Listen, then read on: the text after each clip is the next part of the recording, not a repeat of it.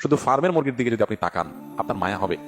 যে মোরগ মুরগি চঞ্চল ছিল, দৌড়ে এদিক সেদিক যেত, সেগুলোকে এমন ভাবে তৈরি করছে শুধুমাত্র মানুষের খাবারের প্রয়োজনে, যে তাড়াতাড়ি বড় হয়ে যাও, অল্প দিনের ভিতরে খাওয়ার উপযোগী হয়ে যাও। এটার জন্য জেনেটিক্যাল ইঞ্জিনিয়ারিং করে এটাকে এমন একটা পর্যায়ে নেওয়া হয়েছে যে এটা এখন আপনার ওই সবচাইতে দুর্বল, সবচাইতে আপনার অসুস্থ কোনো রুগ্ন কোনো মুরগি চাইতেও দুরবস্থার মধ্যে থাকে। আমরা যে সমস্ত খাবার খাচ্ছি, এই সমস্ত খাবারগুলো বেশিরভাগই জেনেটিক্যালি মডিফাইড, জেনেটিক্যাল ইঞ্জিনিয়ারিং করা।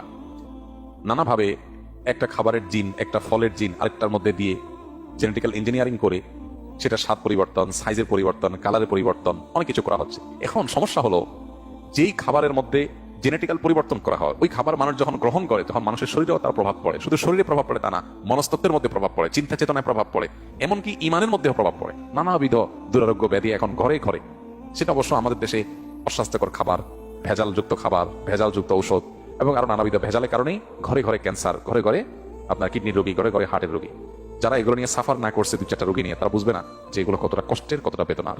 আপনি দেখবেন যে আসহাবে কাহফের ঘটনা বলতে গিয়ে আল্লাহ সুবহানাহু ওয়া তাআলা বলেছেন, তারা যখন গুহা থেকে অনেক বছর, বহুকাল পর তারা যখন আবার প্রাণ ফিরে পেয়েছেন, তাদের মধ্যে তাদের কাছে আগের যুগের কিছু কয়েন ছিল, সেগুলো নিয়ে একজনকে তারা বাজারে পাঠিয়েছেন। পাঠানোর সময় বলেছিলেন, ফালিয়ানজুর আইয়ুহা আজকা তাআমা, এই টাকা নিয়ে বাজারে গিয়ে দেখো কোন খাবারটা সবচেয়ে বেশি আজকা। এই আজকার